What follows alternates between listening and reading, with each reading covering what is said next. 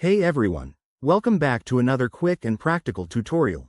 Today, we're diving into how to block time in Outlook Calendar for 2025. If you're juggling a busy schedule, blocking time can help you stay organized, focused, and productive. Whether you're planning meetings, deep work sessions, or even breaks, Outlook makes it super straightforward. Let's jump right in. First things first, open your Outlook application or go to Outlook.com if you're using the web version.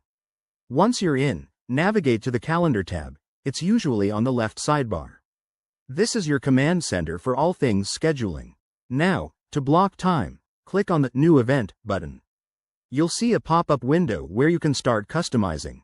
Begin by entering the start and end times for your block. For example, if you want to reserve 9 a.m. to 11 a.m. for focused work, just type that in. Don't forget to add a clear title, like Deep Work Session, so it's easy to spot later.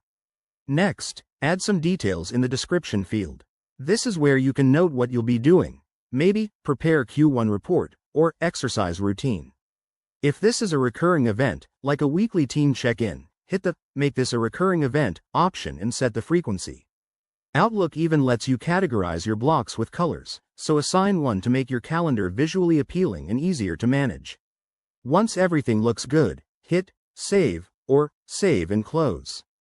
Voila, your time block is now set.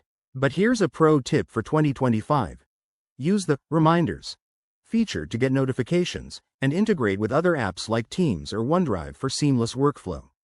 This way, you won't miss a beat. Blocking time in Outlook is a game changer for productivity, especially with the latest updates in 2025 that include better mobile syncing. Give it a try and watch your day become more structured.